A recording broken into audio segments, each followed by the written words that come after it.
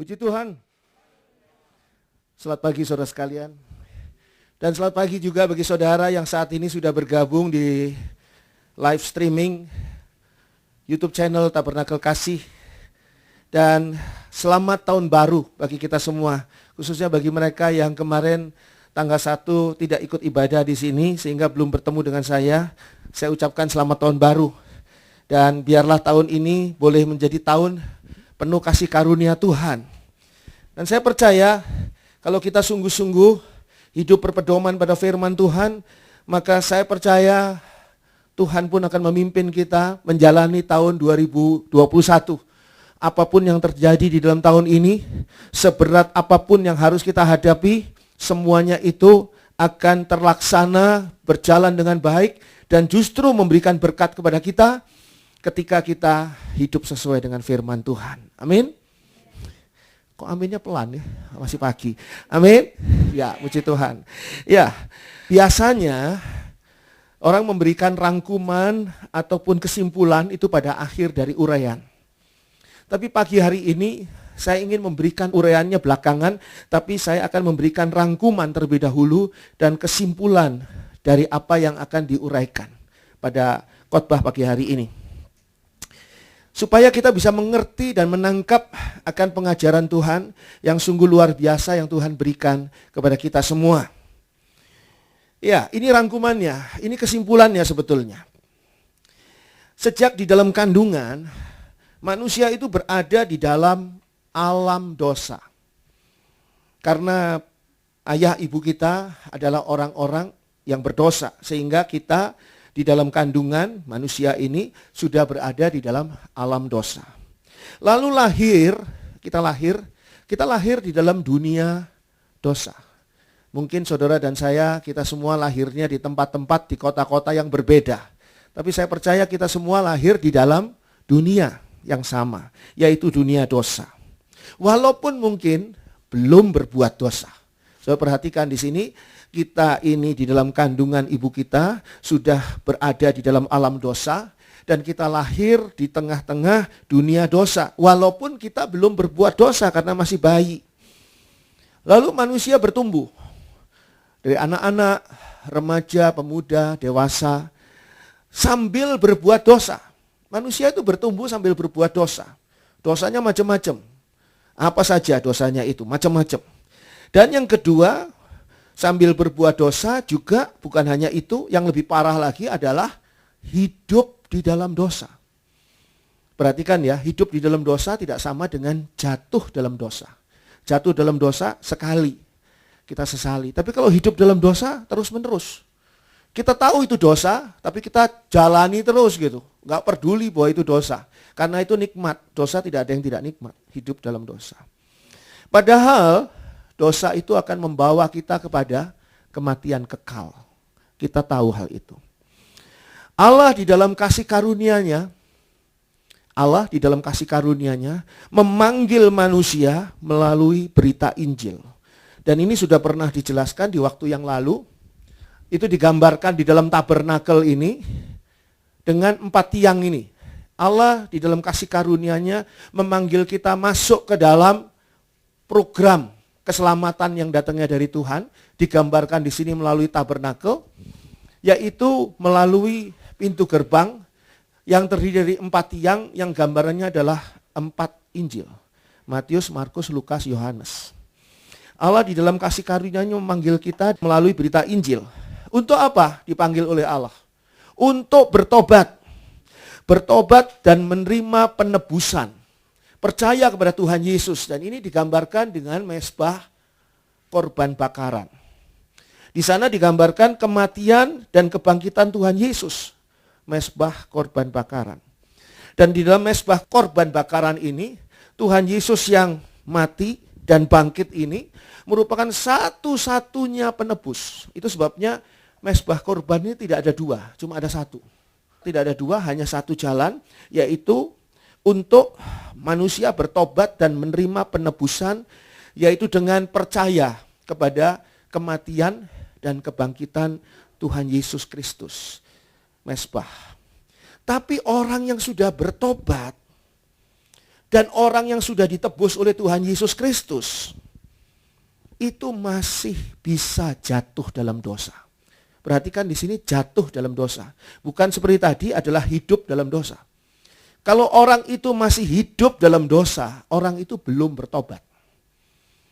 Ya kita semua dulunya adalah orang yang hidup di dalam dosa. Kita masing-masing punya dosa masa lalu. Hobinya berbuat dosa di masa lalu. Itu hidup dalam dosa. Tapi ketika kita sudah bertobat, sudah ditebus oleh Tuhan Yesus Kristus, kita sudah percaya kepada Tuhan Yesus Kristus, kita sudah menerima pengampunan dari Tuhan Yesus Kristus di dalam darahnya yang kudus, kita masih bisa berbuat dosa, yaitu dengan jatuh di dalam dosa. Jatuh di dalam dosa ini membuat kita mempunyai jarak lagi dengan Allah. Bagaimana caranya supaya kita bisa hidup kembali bersama dengan Allah? Allah itu adalah Allah yang suci dan tidak pernah bisa kompromi dengan sekecil apapun juga kenajisan dan dosa yang dimiliki oleh manusia. Sehingga bagaimana caranya supaya bisa hidup kembali bersama dengan Allah? Manusia harus mendapatkan pengampunan dosa. Pengampunan dosa kembali. Nah, pengampunan dosa ini digambarkan dengan bejana pembasuhan. Apakah di dalam mezbah kurban sudah ada pengampunan dosa? Oh ada. Tapi itu adalah pengampunan dosa di dalam kematian dan kebangkitan Tuhan Yesus ini adalah gambaran orang yang bertobat. Dari hidup di dalam dosa, berhenti bertobat benar-benar berhenti dari dosanya, dan mulai hidup benar di dalam Tuhan Yesus, hidup baru di dalam Tuhan Yesus, tetapi kemudian gangguan kuasa kegelapan membuat dia jatuh kembali dalam dosa. Akibatnya dia kembali lagi mempunyai hubungan yang terganggu dengan Allah. Bagaimana memperbaikinya? Pengampunan. Pengampunan yang diberikan digambarkan di sini dengan bejana pembasuhan. Apakah akan terus-menerus seperti itu? Oh tidak. Sebab apa? Sebab kita setelah itu tidak lagi di halaman tabernakel. Kita akan masuk ke dalam ruang kudus tabernakel. Di dalam ruang kudus tabernakel ini ada 7 kaki dian dan meja roti sajian. Meja roti sajian adalah gambaran firman Tuhan. 7 kaki dian adalah gambaran Roh Kudus. Sehingga di dalam ruang kudus ini adalah ruang pembelajaran yang datangnya dari Allah, di mana kita berjalan di atas firman Tuhan, di atas kebenaran firman Tuhan, dan dipimpin oleh Roh Kudus. Itu sebabnya Roh Kudus dan firman Tuhan berdampingan. Mengiringi kita, membentuk kita menjadi umat Allah yang sebenarnya, yang nantinya bisa berhubungan erat dengan Allah, digambarkan di sini dengan mezbah dupa. Ini adalah gambaran di mana dupa yang dibakar di sini akan masuk ke dalam hadirat Allah. Hadirat Allah itu ruang maha kudus. Sehingga mempunyai hubungan yang akrab di sini. Sehingga demikian rupa akrabnya, dan Tuhan Yesus sudah membuka tabir ini, sehingga kita bisa memanggil dia sebagai Bapa, Allah sebagai Bapa, dan kita mempunyai hubungan dekat dengan Allah. Seandainya orang ini keluar lagi dari ruang kudus, keluar dari ruang kudus. Atau dengan kata lain, dia melakukan suatu dosa lagi. Dia jatuh lagi dalam dosa karena kita masih hidup di dalam dunia. Jatuh lagi dalam dosa di sini. Maka orang tadi ketika mau masuk kembali ke ruang kudus, mau mempunyai hubungan intim lagi dengan Allah, dia harus menerima pengampunan. Dia harus membersihkan diri di sini. Kita mungkin lebih kenal istilah berwudu itu ya. Berwudu, membersihkan, membasuh dengan air. Masuklah kita ke dalam ruang kudus kembali. Sampai suatu saat kelak, kita akan dibawa oleh Tuhan Yesus masuk ke dalam ruang maha kudus. Ruang maha kudus ini adalah hadirat Allah. Dan hadirat Allah itulah surga. Pada dasarnya surga itu adalah hadirat Allah. Tempat di mana Allah hadir. Itu surga. Dan itulah yang akan menjadi tempat yang paling indah bagi kita. Jadi kembali kepada bejana pembasuhan. Bejana ini adalah sebuah gambaran pengampunan dosa, sekali lagi, untuk semua orang yang mengalami kejatuhan dalam dosa. Sekali lagi saya ingatkan, bukan hidup dalam dosa. Yaitu di mana di sana terjadi apa? Pembersihan, penyucian dari semua kenajisan. Digambarkan dengan cara apa? Dengan cara pembasuhan dengan air, dibasuh dengan air. Sehingga bejana ini bukan baptisan. Karena baptisan itu adalah tanda pertobatan adanya di mezbah kurban. Kalau di sini adalah penyucian dari kejatuhan, bukan hidup ya, kejatuhan dalam dosa. Itu dibasuh dengan air. Karena Allah tidak dapat menerima kenajisan sedikit pun. Jadi Allah mengatakan, hendaklah kamu kudus karena aku kudus. Saya pernah jelaskan berkali-kali, kudus itu artinya dikhususkan untuk Allah. Kalau kita itu dikatakan hendaklah kamu kudus, artinya hendaklah kamu mengkhususkan dirimu bagi Allah. Kalau Allah itu suci, kita harus suci. Kalau Allah itu tidak kompromi dengan dosa, kita pun jangan berbuat dosa. Jangan jatuh dalam dosa. Walaupun setan iblis, kuasa kegelapan, terus menerus secara aktif mau membuat kita jatuh dalam dosa. Jadi ini gambaran tentang bejana pembasuhan. Hari ini kita akan mempelajari tentang bejana pembasuhan, yaitu pengampunan dosa. Mari kita buka Keluaran 30. Keluaran 30 ayat 17 sampai dengan ayat 21.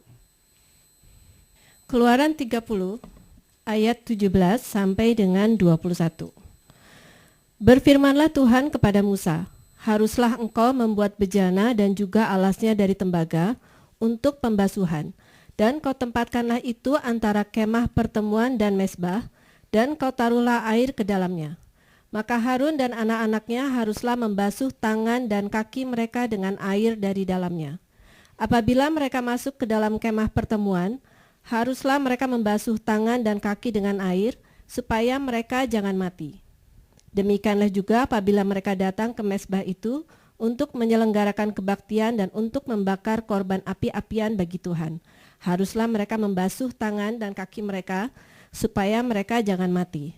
Itulah yang harus menjadi ketetapan bagi mereka untuk selama-lamanya, bagi dia dan bagi keturunannya turun-temurun. Jadi ini merupakan ketetapan Tuhan tentang apa yang dibuat di tabernakel dan dilakukan di tabernakel. Tapi saya ingin memberitahu, tabernakel itu adalah simulasi. Tabernakel adalah sebuah gambaran yang diberikan kepada bangsa Israel. Karena bangsa Israel ini adalah bangsa yang lahir di tengah-tengah perbudakan.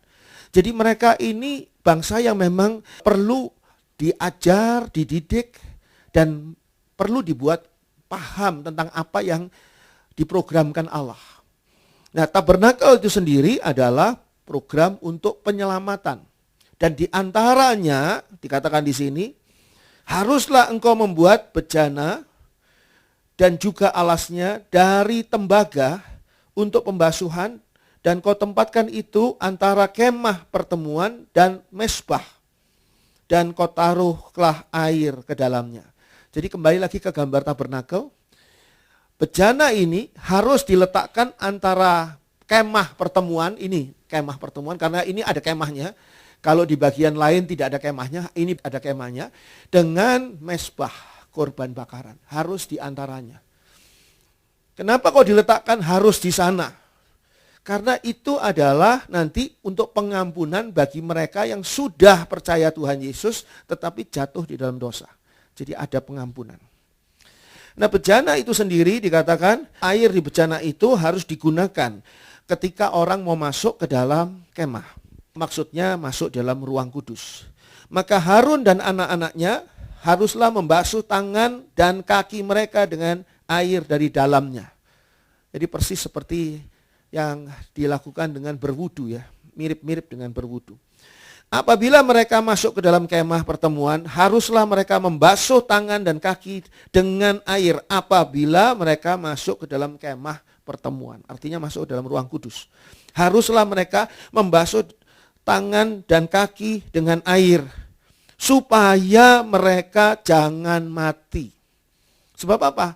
Ruang kudus itu adalah tempat yang berbeda dengan halaman. Kalau halaman ini masih di luar, sedangkan ruang kudus ini sudah mulai mengarah ke dalam ruang maha kudus. Jadi mempunyai satu kualitas yang berbeda di sana. Harusnya orang itu sudah belajar firman Tuhan dan hidupnya dituntun oleh Roh Kudus Tuhan. Enggak mau-maunya sendiri, enggak pakai pikirannya sendiri, tetapi belajar untuk benar-benar bisa dekat dengan Allah dan mengerti apa yang Allah pikirkan dan apa yang Allah kehendaki dalam hidupnya. Itu sudah satu bagian yang berbeda dengan halaman, ya, halaman tabernakel. Jadi dikatakan di sini supaya mereka jangan mati. Demikian juga apabila mereka datang ke mezbah itu untuk menyelenggarakan kebaktian dan untuk membakar korban api-apian bagi Tuhan. Jadi jelas di sini ketika kita berhubungan dengan Tuhan, kita harus benar-benar membasuh diri kita untuk supaya menyucikan, membersihkan kita dari dosa kita.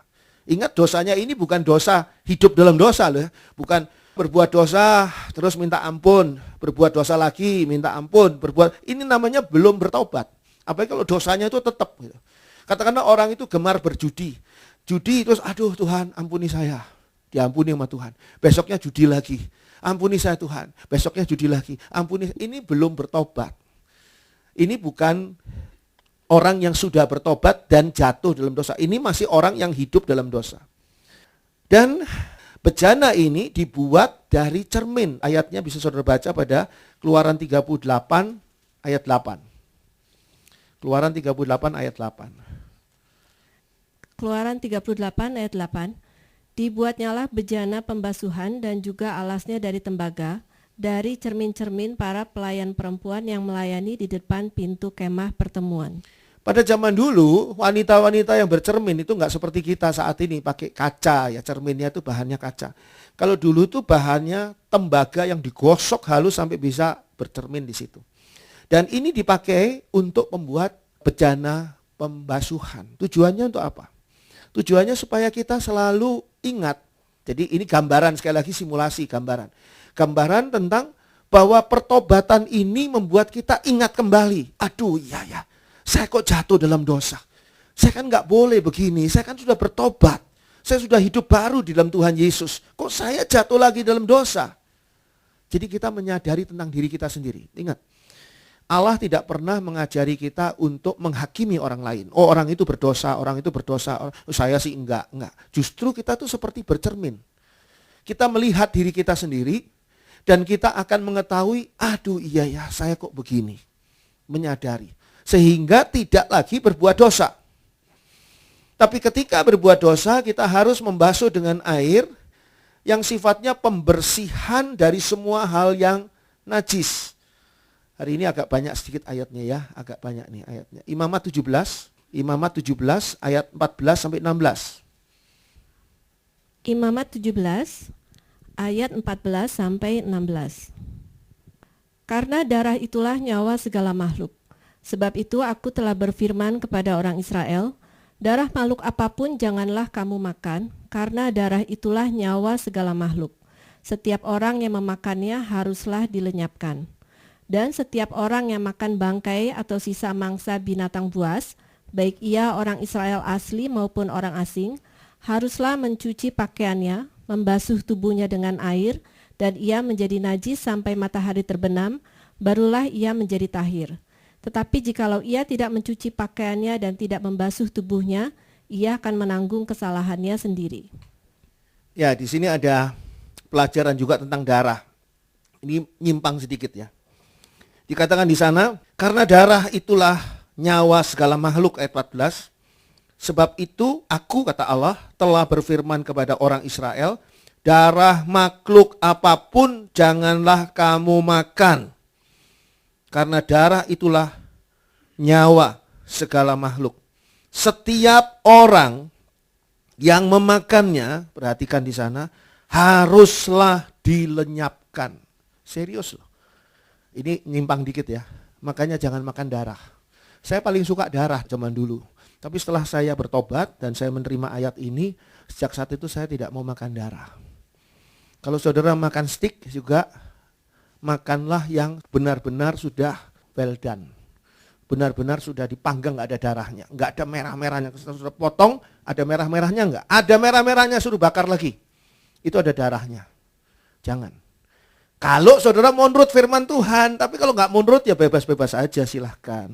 Ya, tapi di sini saya ingatkan, saudara mungkin bilang, oh ini perjanjian lama Pak Andri. Perjanjian baru Rasul Paulus juga mengatakan, kecuali darah jangan kamu makan. Binatang apa saja boleh kamu makan. Itu sebabnya saudara suka makan guguk? Boleh. Itu boleh, enak guguk. Saya juga pernah makan guguk dan enak. Kelelawar, tikus boleh. Codot apa semua boleh. Darah yang nggak boleh. Hati-hati. Sebab ini serius. Di dalamnya ada nyawa. Saudara menghargai nyawa atau tidak? Nyawa yang merupakan ciptaan Allah. Ya, sudah ya. Yang menyeleweng ini udah beres ya. Udah, kita nggak bahas lagi soal darah. Dan dikatakan di sana, dan setiap orang yang makan bangkai, ayat 15, dan sisa mangsa binatang buas, bangkai. Makanya jangan beli ayam tiren, ayam yang mati kemarin. Itu bangkai. Baik ia orang Israel asli maupun orang asing. Saudara dan saya ini bukan orang Israel asli, kita ini orang asing. Haruslah mencuci pakaiannya, membasuh tubuhnya dengan air, dan ia menjadi najis sampai matahari terbenam, barulah ia menjadi tahir. Ada aturannya di Taurat. Saudara perhatikan di sana, setiap orang yang makan bangkai itu sudah bersalah di hadapan Tuhan. Tapi lebih mending dibandingkan dengan makan darah. Kalau makan darah tadi diakhiri ayatnya, ayat 14, setiap orang yang memakannya haruslah dilenyapkan, titik selesai. Tapi kalau makan bangkai itu juga salah, nggak boleh. Tapi masih dikatakan di sini itu najis, harus mencuci pakaiannya, membasuh dirinya. Tetapi jikalau ia tidak mencuci pakaiannya, ayat 16, dan tidak membasuh tubuhnya, ia akan menanggung kesalahannya sendiri. Jadi masih ada pengampunan. Masih ada pengampunan. Coba yang lain, Imamat 22 ayat 6. Di Imamat aja supaya nggak sulit nih. Imamat 22 ayat 6. Imamat 22 ayat 6. Orang yang kena kepada yang demikian itu menjadi najis sampai matahari terbenam, dan janganlah ia makan dari persembahan-persembahan kudus sebelum ia membasuh tubuhnya dengan air. Membasuh tubuhnya dengan air. Ini hubungannya dengan, lanjutkan dulu Imamat 5 ayat 1 dan 2. Imamat 5 ayat 1 dan 2. Apabila seseorang berbuat dosa, yakni jika ia mendengar seorang mengutuki, dan ia dapat naik saksi karena ia melihat atau mengetahuinya, tetapi ia tidak mau memberi keterangan, maka ia harus menanggung kesalahannya sendiri. Atau bila seseorang kena kepada sesuatu yang najis, baik bangkai binatang liar yang najis, atau bangkai hewan yang najis, atau bangkai binatang yang mengeriap yang najis, tanpa menyadari hal itu, maka ia menjadi najis dan bersalah. Nah ini bukan makan, tapi tidak sengaja kena, menyentuh. Dibedakan dengan ayat 1. Ayat 1 sengaja tidak mau memberi kesaksian, sengaja. Nah semua ini adalah gambaran kenajisan di hadapan Allah. Kalau kita perhatikan, kenajisan ini tidak membawa kematian. Tidak dikatakan di sana orang yang terkena bangkai itu harus dilenyapkan, enggak. Tapi harus mencuci, membasuh dirinya dengan air. Dikatakan di sana orang itu bersalah. Imamat 22 ayat 6 yang tadi kita sudah baca. Sehingga saudara bisa memahami ketika Tuhan Yesus melakukan ini. Yohanes 13 ayat 4 sampai 10, agak panjang dikit ini. Tapi pelan-pelan aja bacanya supaya enak kita dengarnya. Dengar firman Tuhan tuh enak loh. Nyaman kalau kita dengarkan firman Tuhan. Ya. Yohanes 13 ayat 4 sampai 10. Yohanes 13 ayat 4 sampai 10. Lalu bangunlah Yesus dan menanggalkan jubahnya. Ia mengambil sehelai kain lenan dan mengikatkannya pada pinggangnya. Kemudian ia menuangkan air ke dalam sebuah basi dan mulai membasuh kaki murid-muridnya, lalu menyekanya dengan kain yang terikat pada pinggangnya itu. Maka sampailah ia kepada Simon Petrus. Kata Petrus kepadanya, "Tuhan, engkau hendak membasuh kakiku?" Jawab Yesus kepadanya, "Apa yang kuperbuat, engkau tidak tahu sekarang, tetapi engkau akan mengertinya kelak." Kata Petrus kepadanya, "Engkau tidak akan membasuh kakiku sampai selama-lamanya." Jawab Yesus, "Jikalau aku tidak membasuh engkau, engkau tidak mendapat bagian dalam aku." Kata Simon Petrus kepadanya, "Tuhan, jangan hanya kakiku saja, tetapi juga tangan dan kepalaku." Kata Yesus kepadanya, "Barang siapa telah mandi, ia tidak usah membasuh diri lagi selain membasuh kakinya, karena ia sudah bersih seluruhnya. Juga kamu sudah bersih, hanya tidak semua." Ini adalah kisah yang terkenal di mana Tuhan Yesus membasuh kaki murid-murid. Dua kata yang digunakan di sini, perbedaan yang sangat besar antara membasuh dan membenamkan. Membenamkan dipakai bahasa aslinya baptiso, sedangkan membasuh dipakai bahasa aslinya loitron. Sangat berbeda. Dan Rasul Petrus ini memberikan kepada kita, gara-gara dia berdialog begini dengan Tuhan Yesus, memberikan kepada kita berkat yang luar biasa. Berkatnya ada pada jawaban Tuhan Yesus. Ayat 9-10 dulu ya, ayat 9 dulu. Kata Simon Petrus kepadanya, "Tuhan, jangan hanya kakiku saja, tetapi juga tangan dan kepalaku." Seluruhnya dong. Jangan cuma kakiku saja yang dibasuh oleh Tuhan Yesus. Kata Tuhan Yesus kepada Simon Petrus bagaimana? Ayat 10. Barang siapa telah mandi, ia tidak usah membasuh diri lagi selain membasuh kakinya, karena ia sudah bersih seluruhnya. Juga kamu sudah bersih, hanya tidak semua. Kita lihat gambar tabernakel lagi. Di dalam gambar tabernakel ini dijelaskan tentang mezbah korban bakaran, di mana orang percaya kepada Tuhan Yesus yang adalah juru selamat satu-satunya, Yesus yang mati menebus dosa, bangkit untuk memberikan hidup kepada kita yang percaya kepadanya. Di sini digambarkan dengan jelas bagaimana proses penerimaan Tuhan Yesus, kita mati di dalam Tuhan Yesus dan kita bangkit bersama Yesus melalui baptisan. Baptiso, dibenamkan. Sedangkan pembasuhan tadi adalah di bejana pembasuhan. Ketika di bejana ini, Rasul Petrus mengatakan, "Kenapa cuma kakiku? Kenapa enggak seluruh badanku saja?" Tuhan Yesus bilang, orang yang sudah mandi, orang yang sudah dibersihkan secara baptiso, tidak perlu dibaptiso lagi. Yang perlu adalah dibasuh kakinya, dibasuh langkah-langkah hidupnya, dibasuh perbuatannya yang salah di hadapan Tuhan. Itu yang ditekankan oleh Tuhan Yesus. Sehingga perlu tidak baptisan diulang. Baptisan dalam arti kata baptiso, yaitu dibenamkan. Perlu tidak diulang? Tidak perlu. Ada gereja-gereja yang menganut begini, kalau seseorang mau menjadi anggota di gereja itu, dia harus dibaptis ulang, walaupun di gereja yang sebelumnya dia sudah dibaptiso, sudah dibenamkan, sudah baptisan selam. Tapi harus kembali diselamkan lagi, dibenamkan lagi di dalam air di gereja yang itu. Itu tidak sesuai dengan apa yang dikatakan oleh firman Tuhan.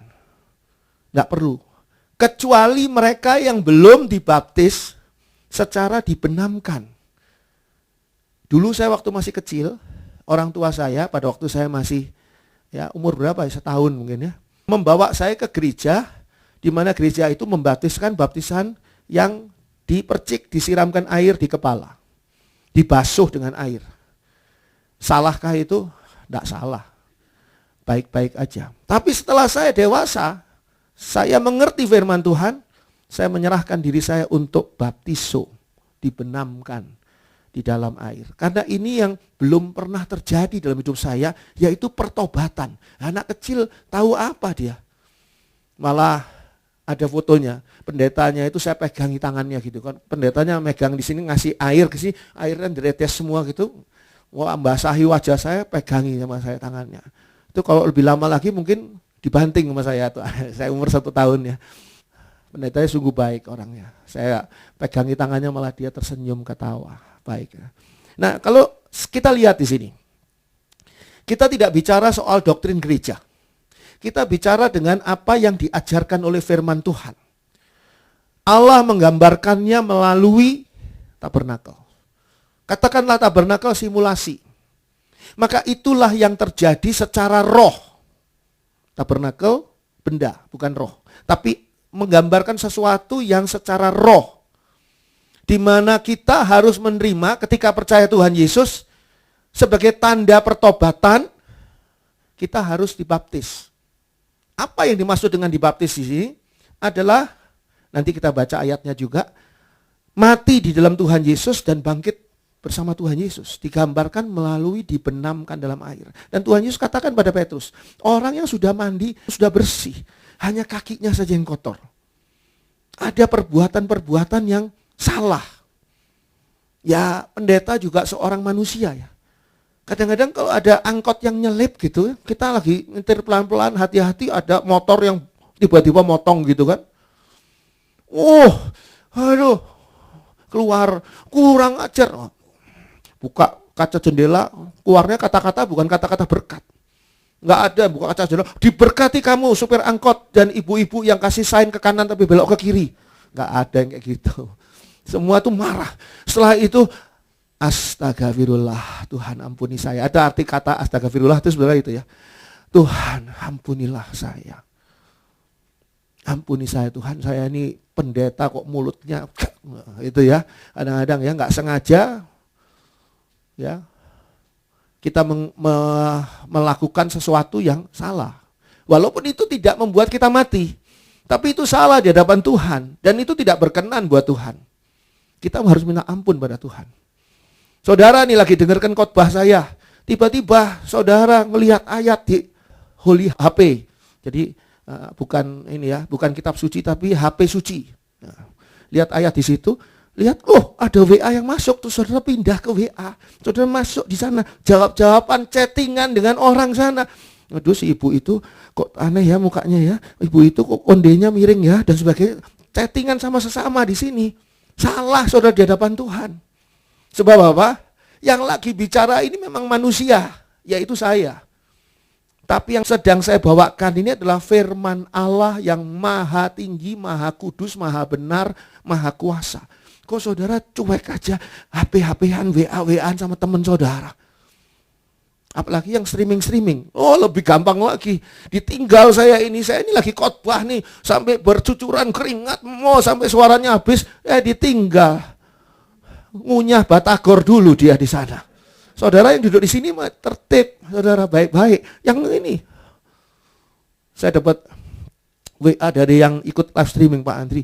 Kalau lagi khotbah itu jangan ngomongin tentang kita yang live streaming lah Pak Andri. Berarti yang saya ngomongin ini benar. Saya sudah bilang, kamera untuk live streaming ini kamera yang dua arah. Jadi sambil saudara bisa lihat saya juga bisa lihat saudara. Jadi jangan main-main pakai celana pendek segala macam. Lu belum mandi, gosok-gosok badan gitu di depan. Wah, gimana sih? Kita mau ibadah kok. Itu jeleknya live streaming tuh. Ya. Jadi kalau kita lihat di sini, pengampunan itu sungguh berbeda dengan apa yang terjadi pada pengampunan ketika kita baru bertobat. Itu yang dijelaskan Tuhan Yesus. Mazmur 130 ayat 1 sampai 8. Mazmur 130 ayat 1 sampai dengan 8. Nyanyian ziarah. Dari jurang yang dalam aku berseru kepadamu ya Tuhan. Tuhan, dengarkanlah suaraku. Biarlah telingamu menaruh perhatian kepada suara permohonanku. Jika engkau ya Tuhan mengingat-ingat kesalahan-kesalahan, Tuhan, siapakah yang dapat tahan? Tetapi padamu ada pengampunan, supaya engkau ditakuti orang. Aku menanti-nantikan Tuhan, jiwaku menanti-nanti, dan aku mengharapkan firman-Nya. Jiwaku mengharapkan Tuhan, lebih daripada pengawal mengharapkan pagi, lebih daripada pengawal mengharapkan pagi. Berharaplah kepada Tuhan, hai Israel, sebab pada Tuhan ada kasih setia, dan Ia banyak kali mengadakan pembebasan. Dialah yang akan membebaskan Israel dari segala kesalahannya. Seperti apa sesungguhnya pengampunan? Saya masuk di dalam penjelasan soal pengampunan. Atau boleh disebut pelajaran tentang pengampunan. Atau boleh disebut teologia pengampunan di sini. Seperti apa sesungguhnya pengampunan? Gambaran di Mazmur 130 ini sangat bagus. Sebab dikatakan di sini, ayat 1, nyanyian ziarah, dari jurang yang dalam aku berseru kepadamu ya Tuhan. Saya bertanya pada saudara, orang ini jatuh dalam jurang. Matikah dia? Mati atau tidak? Ya nggak mati, kalau mati gimana bisa berseru? Nggak mati loh. Orang jatuh dalam jurang ini tidak mati. Kesalahan kita itu seperti jatuh dalam jurang. Tidak mati, tapi menderita di dalam jurang. Maka berseru-seru kepada Tuhan. Tuhan, ayat 2, dengarkanlah suaraku, biarlah telingamu menaruh perhatian kepada suara permohonanku. Kenapa berseru kepada Tuhan? Karena jatuh dalam jurang itu membuat sebuah jarak yang jauh. Kalau saudara ya, sekarang sama teman saudara lagi jalan. Tolongin dong, punggung saya gatel, garukin dong. Kan ngomongnya gitu aja kan. Tapi kalau saudara lagi jalan gini, tiba-tiba saudara terprosok masuk dalam jurang. Dan teman saudara karena pakai headset dan sebagainya, dia lagi nari-nari sambil gak denger gitu kan. Saudara jatuh dalam jurang, dia, hei tolong. Jerit-jerit saudara kan, sebab apa? Jauh jaraknya. Dia pakai headset lagi. Berbeda kalau saudara dekat. Gambarannya apa ini? Gambaran kesalahan kita, dosa kita membuat kita jauh dari Tuhan. Sehingga digambarkan di sini dengan berseru-seru. Tuhan dengarkanlah suaraku, ada permohonan Tuhan. Seolah-olah Tuhan gak mendengar suaranya. Padahal Tuhan mendengar sekali pada suara anak-anaknya. Biarlah telingamu menaruh perhatian kepada suara permohonanku. Kesalahan itu membuat kita terperangkap di dalam jurang kesalahan dan tidak ada yang mengeluarkan. Ini kesalahan kepada Tuhan. Kita bersalah di hadapan Tuhan, membuat jarak kita jauh dari Tuhan. Jika engkau ya Tuhan, ayat 3, mengingat-ingat kesalahan-kesalahan, Tuhan, siapakah yang dapat tahan? Jangan ingat-ingat kesalahanku Tuhan. Tuhan gak ngomong begini dari atas, kamu puas ya masuk dalam jurang ya. Dulu ingat gak 2 tahun yang lalu kamu masuk dalam jurang? Setahun sebelumnya masuk dalam jurang. Beberapa tahun sebelumnya lagi kamu kok hobinya masuk dalam jurang sih? Masuk dalam jurang ini gambaran jatuh di dalam dosa. Jatuh, bukan hidup dalam dosa sekali lagi. Jatuh dalam dosa.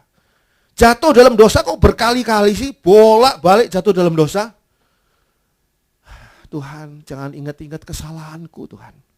Kalau semua kesalahanku kok ingat-ingat Tuhan, saya nggak patut dapat pengampunan loh. Saya nggak patut ditolong oleh Tuhan. Saya adalah makhluk yang paling menjengkelkan karena saya selalu mendukakan hati Tuhan. Jangan diingat-ingat kesalahanku, kata pemazmur. Tetapi padamu, ayat 4, ada pengampunan supaya engkau ditakuti orang.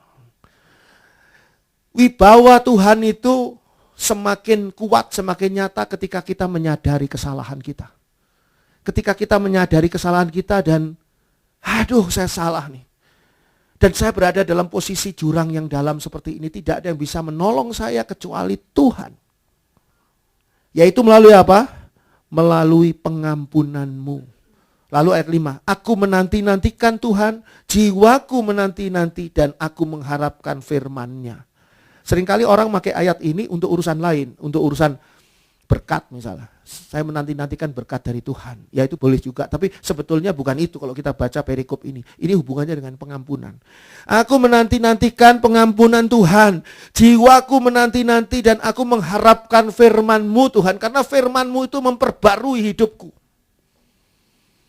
Jiwaku mengharapkan Tuhan lebih daripada pengawal mengharapkan pagi, lebih daripada pengawal mengharapkan pagi. Pengawal yang selalu jaga malam, pengen cepat-cepat pagi. Sebab apa? Kalau pagi itu tanggung jawabnya dia sudah selesai.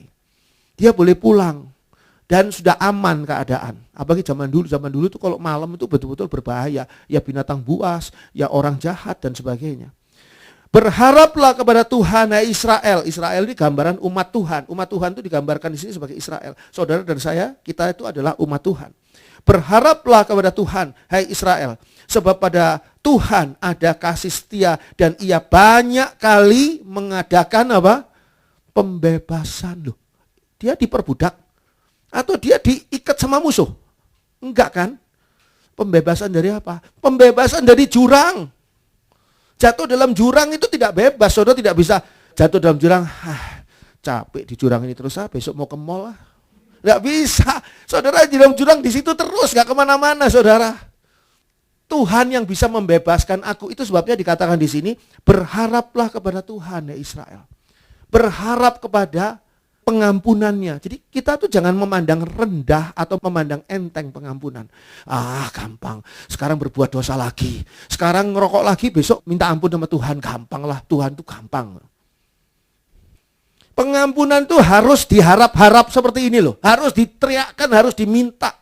Hatinya tuh minta, Tuhan ampuni saya sudah terlanjur jatuh dalam dosa. Saya sudah terlanjur dalam kesalahan saya. Mati, enggak mati Tuhan, tapi saya sengsara ini. Berbeda halnya dengan mezbah korban bakaran. Enggak terima pengampunan di sana artinya mati. Sebab apa? Tadinya hidup dalam dosa, dan dosa itu membawa kepada maut. Sekarang sih enggak ini. Dosa, kesalahan yang membuat menderita. Karena apa? Karena salah saya. Tuhan ampuni saya. Berharaplah kepada Tuhan. Dialah ayat 8 yang akan membebaskan Israel dari segala kesalahannya. Siapa yang membebaskan? Siapa? Siapa yang membebaskan? Dia. Dialah yang akan membebaskan Israel, umat Tuhan Israel kan, dari segala kesalahannya. Siapa yang membebaskan? Tuhan. Yesus Tuhan. Tapi bukan manusia. Manusia tidak pernah membebaskan kesalahan saudara. Sekali saudara berbuat salah di ujian, selamanya saudara diawasi oleh dosen. Karena dosen itu melihat ini orang tukang nyontek. Sekali saudara melakukan kesalahan dan itu diketahui oleh umum, ini bahayanya. Maka umum akan memberi stigma pada saudara. Istilah stigma dari mana tiba-tiba selung ke saya. Saudara diberi cap bahwa memang orang ini adalah orang brengsek, penipu, dan sebagainya. Itu manusia. Jadi jangan berharap saudara diampuni oleh manusia. Manusia kadang-kadang cuma ngomong, iya saya ampuni. Tapi enggak benar-benar diampuni. Dia ingat terus kesalahannya. Tapi kalau Tuhan, dialah yang akan membebaskan Israel dari segala kesalahannya. Kamu salah, sekarang kamu bebas. Kakimu kotor, sekarang aku basuh, kata Tuhan Yesus. Yesaya 55 ayat 6 dan 7. Itu prinsip pengampunannya. Saudara harus paham pengampunan. Yesaya 55 ayat 6 dan 7. Silakan. Yesaya 55 ayat 6 dan 7. Carilah Tuhan selama ia berkenan ditemui. Berserulah kepadanya selama ia dekat. Baiklah orang fasik meninggalkan jalannya, dan orang jahat meninggalkan rancangannya. Baiklah ia kembali kepada Tuhan, maka dia akan mengasihaninya, dan kepada Allah kita, sebab ia memberi pengampunan dengan limpahnya. Allah itu memberi pengampunan dengan limpahnya, artinya berkelimpahan. Itulah sebabnya satu-satunya benda di tabernakel yang tidak dibatasi, diberi ukuran yang pasti oleh Tuhan adalah bejana pembasuhan. Coba gambar bejana yang pertama, gambar bejana. Kira-kira bentuknya begini. Yang kedua, supaya tahu ukurannya, ada orangnya sekarang. Yang kedua, gambar kedua. Nah, kurang lebih begitulah. Bejana pembasuhan. Ini tidak ada ukuran pastinya. Saudara pelajari tabernakel, seluruh bagian tabernakel ada ukuran yang terinci yang Tuhan berikan. Harus sekian hasta dan sebagainya. Hanya bejana pembasuhan yang tidak ada ukuran yang pastinya. Tidak dipastikan oleh Tuhan tentang ukurannya. Kenapa? Karena pengampunan dari Allah itu sangat-sangat berkelimpahan. Jauh lebih besar daripada semua kesalahan kita. Kalau, ada kalaunya, kita mau datang kepada Allah dan minta ampun kepada Allah. Makanya nasihatnya begini. Carilah Tuhan selama ia berkenan ditemui. Berserulah kepadanya selama ia dekat. Kapan waktu ini habis? Waktu ini habis ketika saudara ada di dalam peti mati. Dan ada ibadah tutup peti. Itu kalau matinya bukan COVID. Kalau COVID nggak ada tutup peti, sudah ditutup dari sananya. Carilah Tuhan selama ia berkenan. Mumpung ini Tuhan masih bisa saudara cari. Cari hari ini. Minta ampun pada Tuhan hari ini. Minta pengampunan Tuhan. Tuhan, bersihkanlah dari dosa saya. Kemarin saya berdosa Tuhan. Saya bentak istri saya, Tuhan ampuni saya Tuhan. Minta ampun sungguh-sungguh. Saya bukan cuma bentak Tuhan. Saya nempeleng Tuhan. Sedikit Tuhan, cuma 3 kali. Wow, itu istrinya bisa lepas giginya itu. Minta ampun sama Tuhan. Kemarin Tuhan, saya dalam tanda kutip nyopet uang suami saya Tuhan. Celana suami saya lagi digantung, saya gerayangi, saya nemu uang Tuhan di dompetnya. Saya kembalikan dompetnya, uangnya kebawa sama tangan saya, ampuni saya itu. Tapi jangan diperbuat lagi dong. Makanya dikatakan di sini begini, baiklah orang fasik meninggalkan jalannya. Orang fasik itu siapa? Apa bedanya orang fasik dengan orang kafir? Orang kafir tidak mengenal Allah.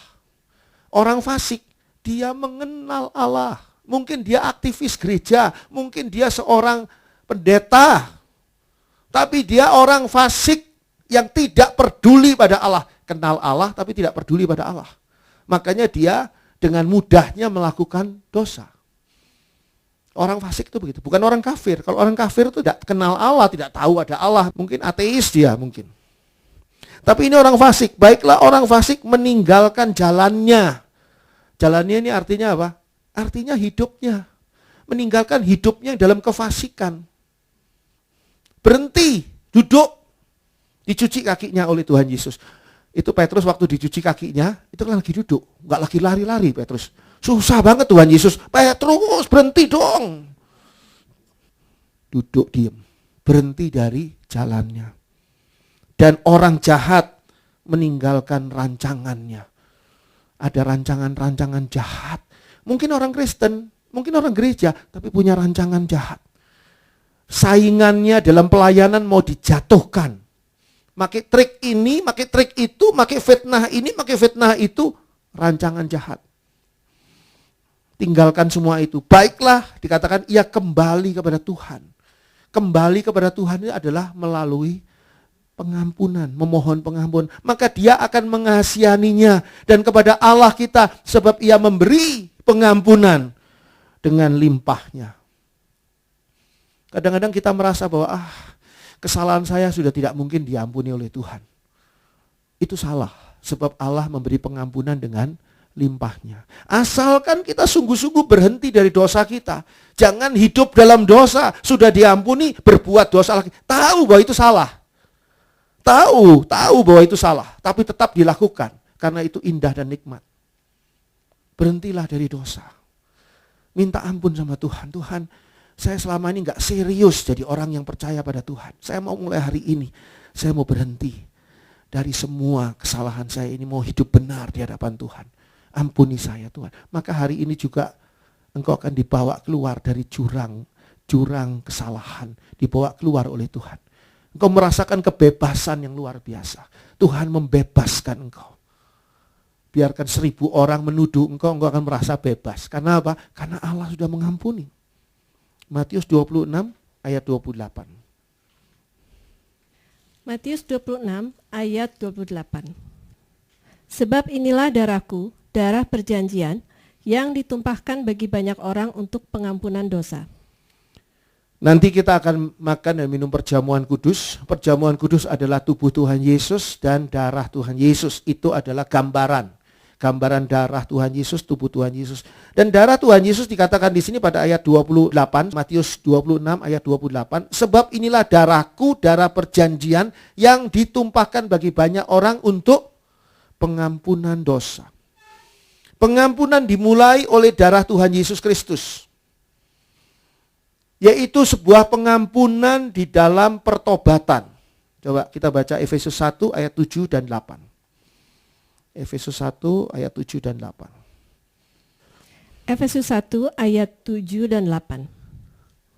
Sebab di dalam Dia dan oleh darahnya kita beroleh penebusan, yaitu pengampunan dosa menurut kekayaan kasih karunia-Nya yang dilimpahkannya kepada kita dalam segala hikmat dan pengertian. Jadi apa itu penebusan? Dikatakan di sini penebusan itu adalah dikatakan yaitu pengampunan dosa. Pengampunan dosa itu bukan berarti hukum Allah atas dosa itu dilenyapkan. Orang yang berdosa harus mati di dalam kematian kekal. Terus ditebus oleh Tuhan Yesus, ya sudah, pengampunan dosa, dah beres. Hukum Allah gimana? Tiba-tiba tidak berlaku. Oh, tetap berlaku. Hanya saja yang menanggung bukan kita. Tapi Yesus yang menanggung di atas kayu salib, menanggung semua dosa yang dilakukan oleh orang-orang yang percaya kepadanya. Tuhan Yesus menanggung dosa kita. Dan Tuhan Yesus yang memberikan kepada kita pengampunan dosa. Dosamu sudah tidak ada lagi karena kamu sudah ditebus. Bukan dosamu tidak ada lagi karena diabaikan hukum Allahnya. Bukan, tapi karena sudah. Jadi ini pengampunan dalam pertobatan. Pengampunan adalah penebusan dari Kristus. Kolose 1 ayat 14. Kolose 1 ayat 14. Di dalam Dia kita memiliki penebusan kita, yaitu pengampunan dosa. Di dalam Dia kita memiliki penebusan, yaitu apa? Pengampunan dosa. Jadi kalau saudara ditanya apa itu penebusan, saudara bisa jawab. Ayatnya ini ada, yaitu pengampunan dosa. Saya sudah ditebus oleh Tuhan Yesus Kristus. Saya sudah diampuni semua dosa saya oleh Tuhan Yesus Kristus. Di mana itu? Kalau di gambaran tabernakel, di mana? Di mezbah kurban. Ketika saya bertobat dari hidup lama saya yang penuh dengan dosa. Gambaran di sini adalah gambaran yang jelas sebagai gambaran satu hidup yang baru. Coba kita lihat di dalam Efesus 5 ayat 25 sampai 27. Efesus 5 ayat 25 sampai 27. Hai suami, kasihilah istrimu sebagaimana Kristus telah mengasihi jemaat dan telah menyerahkan dirinya baginya untuk menguduskannya, sesudah ia menyucikannya dengan memandikannya dengan air dan firman, supaya dengan demikian ia menempatkan jemaat di hadapan dirinya dengan cemerlang, tanpa cacat atau kerut atau yang serupa itu, tetapi supaya jemaat kudus dan tidak bercela.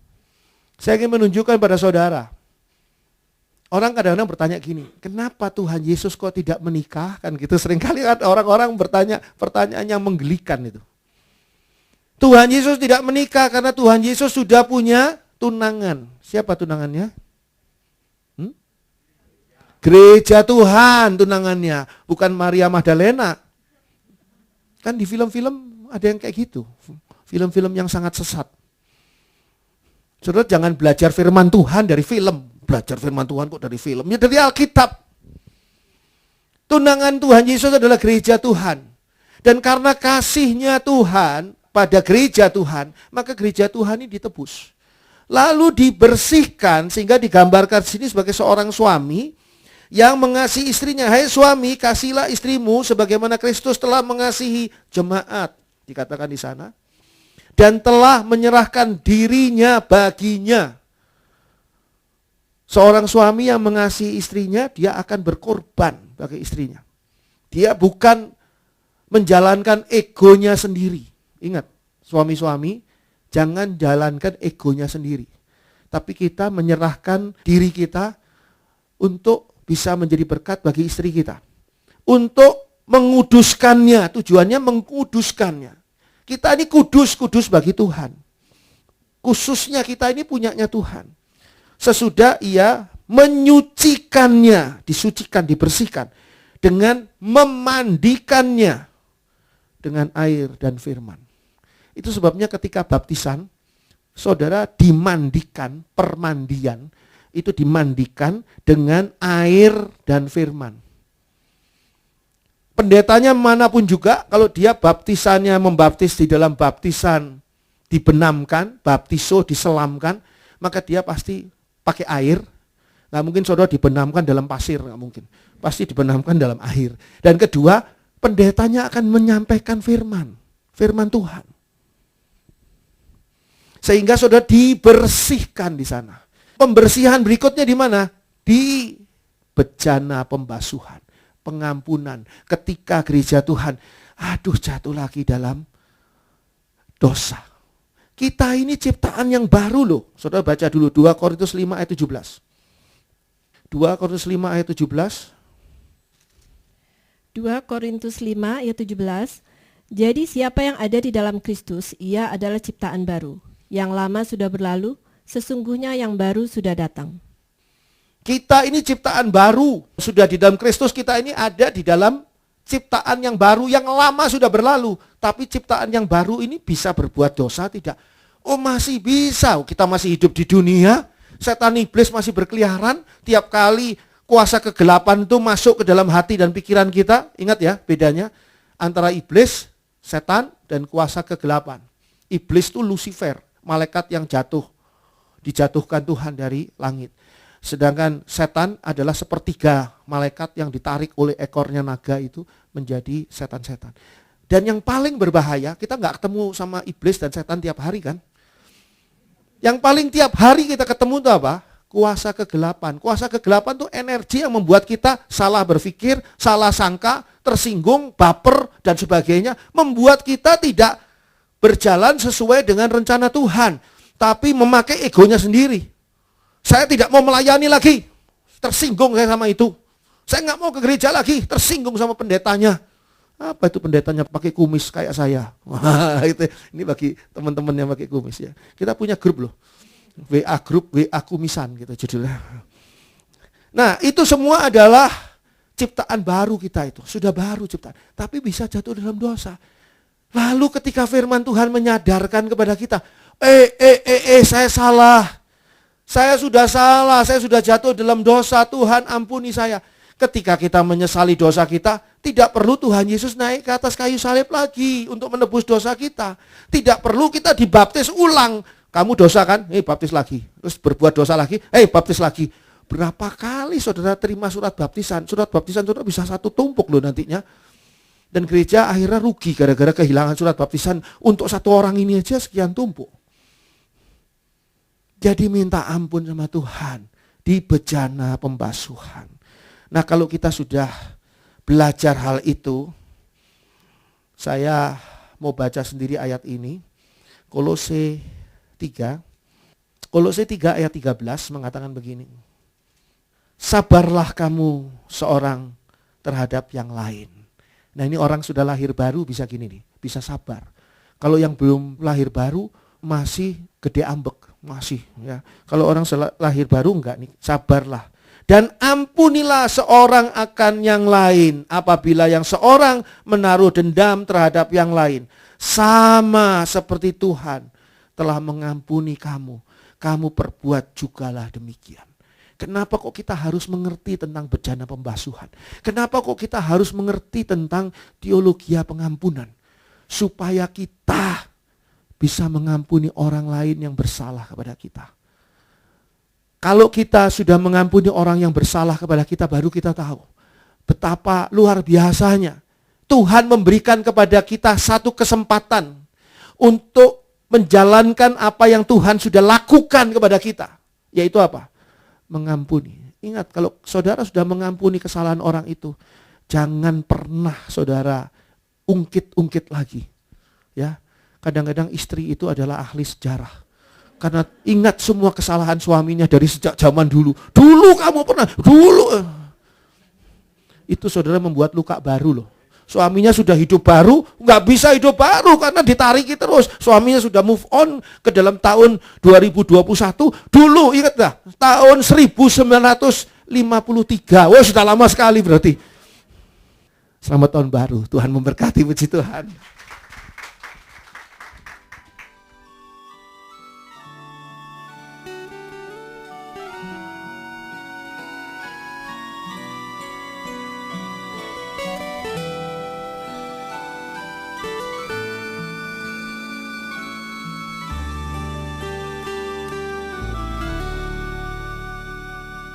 Bapa di dalam surga, terpujilah namamu ya Allah. Engkau sungguh adalah Allah yang penuh kasih. Engkau memberikan kesempatan yang baru kepada kami di dalam kematian dan kebangkitan Tuhan Yesus ketika kami bertobat dan percaya kepada Tuhan Yesus sebagai juru selamat kami satu-satunya. Tapi Engkau juga kembali memberikan kesempatan yang baru pada kami. Ketika Engkau melepaskan pengampunan bagi kami. Ampuni kami ya Bapa.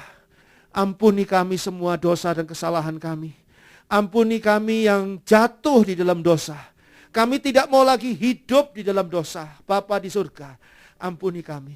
Dan berfirmanlah kepada kami. Tuntunlah kami di atas firman-Mu. Berjalan dengan tuntunan Roh-Mu yang kudus. Bapa dalam surga, kami mau serahkan hidup kami ke dalam tangan-Mu. Dan biarlah Tuhan Yesus Kristus hidup di dalam kami. Melalui perjamuan kudus ini kami terima kuasa Tuhan Yesus. Dan kami percaya kuasa Tuhan Yesus mengubahkan kehidupan kami. Menjadikan kami menjadi umat Tuhan yang sungguh-sungguh kudus. Layak di hadapan Tuhan. Terima kasih Bapa. Kami serahkan diri kami ke dalam tangan-Mu. Di dalam namalah Bapa, Putra dan Roh Kudus, yaitu di dalam nama Tuhan Yesus Kristus. Turun kuasa Allah atas perjamuan kudus ini. Sehingga siapapun yang makan dan minum perjamuan kudus ini di dalam iman kepada Tuhan Yesus Kristus. Maka kuasa Allah dari tempat yang maha tinggi akan turun mengisi seluruh bagian hidupnya. Akan menuntunnya, menolongnya, menjaga, melindungi selama tahun 2021 ini. Dan dengan pertolongan Tuhan, kuasa Tuhan menjadi nyata di dalam kehidupan setiap orang yang percaya kepadanya. Terima kasih Bapa, kami sambut perjamuan kudus ini, tubuh Yesus dan darah Yesus. Di dalam nama Tuhan Yesus Kristus, terpuji nama Allah selama-lamanya. Haleluya. Amin.